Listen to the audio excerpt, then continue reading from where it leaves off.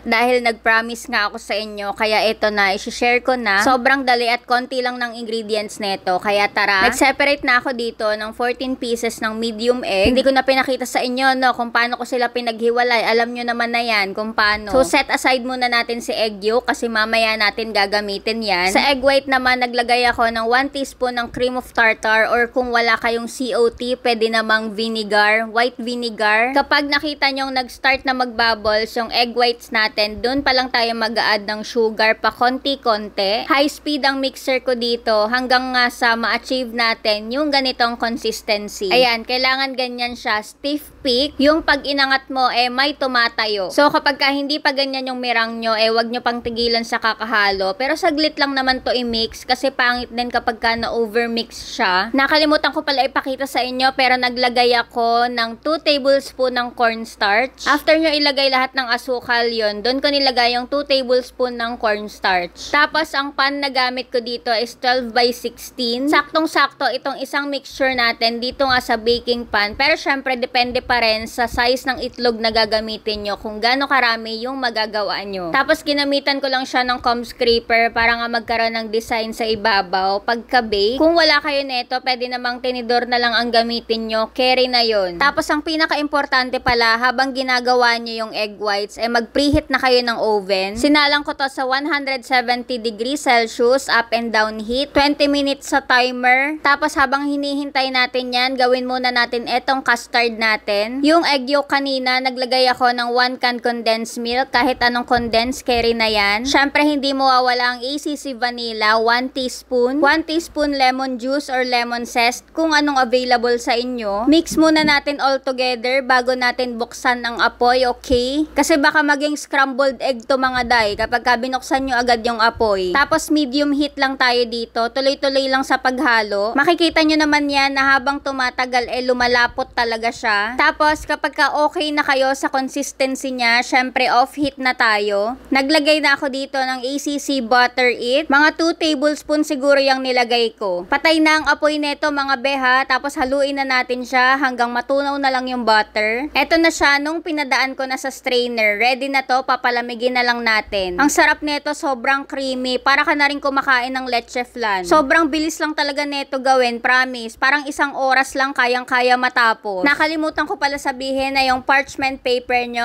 mag-grease kayo ng oil. Kahit anong oil lang. Kasi para hindi kayo mahirapan tanggalin. Hindi didikit yung mirang dun sa parchment paper natin kapag may oil. Tapos hindi ko na siya inisahang roll dito. Bale, pinagpatong ko na lang. Hinati ko sa gitna, tapos nilagay ko lahat ng filling natin. Tapos in-square-square ko na lang. Natakot din ako mag-ikot-ikot kasi baka mabiyak-biyak pa yan. Pero feeling ko naman hindi kasi makunat yung pagkagawa natin. Dun sa egg whites nga, etong isang mixture, nakagawa ako dito ng 6 slices. Tapos naglagay na lang tayo dito sa ibabaw syempre ng powdered sugar para mukhang braso de Mercedes na talaga. O diba, sobrang dali lang neto gawin. Kung gusto nyo subukan lang muna, hatiin nyo lang muna itong ingredients. Bale, 7 eggs lang muna yung gamitin nyo. Pwede rin pala kayo gumamit ng hand mixer kung wala kayong stand mixer. Talagang tiyagaan lang kasi medyo matagal. Diba, sobrang dali lang naman gawin.